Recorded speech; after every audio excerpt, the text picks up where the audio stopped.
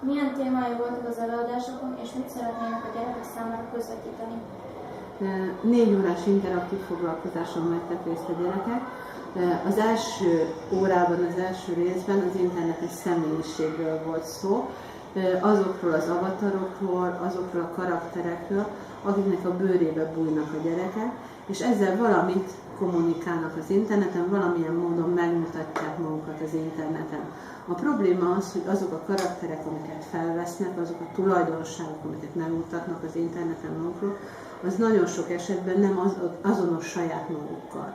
Éppen ezért csináltunk egy személyiségtesztet is, és szembesítettük a gyerekeket a saját karakterükkel, hogy élőben szituációs játékon keresztül találkozhattak a saját karakterükkel, és rájöttek, hogy hát azért az nem annyira buli, hogyha megelevenedne ez a karakter, akit én kiválasztottam.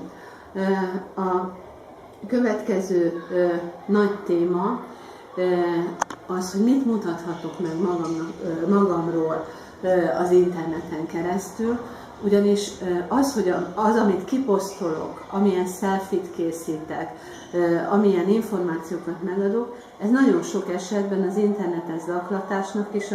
alapja lehet, illetve a bűnözők, vagy akik visszaélnek az interneten feltöltött információkkal, ezek alapján a képek, információk alapján választják ki az áldozataikat. Játszottunk olyan szituációs játékokat, amikor valaki olyan helyzetbe keveredik, hogy az interneten keresztül bűncselekmény áldozata lesz. A gyerekeknek kellett kitalálni, hogy hogyan fejeződik be ez a történet, segítséget kaptak arra, hogy mit tehetnek, hogyha ilyen szituációba keverednek, majd olyan biztonsági szabályokkal ismerkedtek meg, akár a selfie tekintetében, akár a biztonságos internet használat tekintetében, ami lehetőséget ad arra, hogy minél kisebbre csökkentsük annak az esélyét, hogy őket valamiféle zaklatás vagy internetes bűncselekmény áldozatai lehessenek. Egy nagy téma volt az internetes zaklatás témája. Itt szituációs játékokon keresztül mutattuk be az internetes zaklatás folyamatát, utána pedig egy konkrét esemény, megtörtént esemény dolgoztunk fel, eredeti forrásanyagok, videók segítségével, amikor egy kanadai fiúnak a videóját megosztották az interneten, és gyakorlatilag tönkretették az életét, de a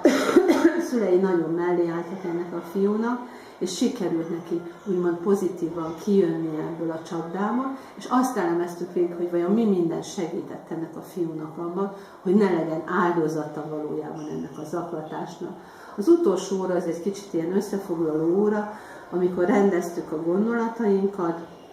lehetőség szerint minden gyereknek adtunk egy A4-es lapot, amin azt találták meg, hogy mihez van joguk az interneten, illetve milyen szabályokat kell betartaniuk az interneten, és mivel itt az iskolában csak 2 osztály tudott részt venni ezen az alkalmon, megkértük őket, hogy állítsanak össze egy 5-10 pontból álló biztonsági kódexet, hogy milyen tanácsot adnának azoknak, akik nem voltak itt, nem vehettek részt ezeken az alkalmakon, hogy milyen szabályokat tartsanak be a biztonságos internet használat érdekében.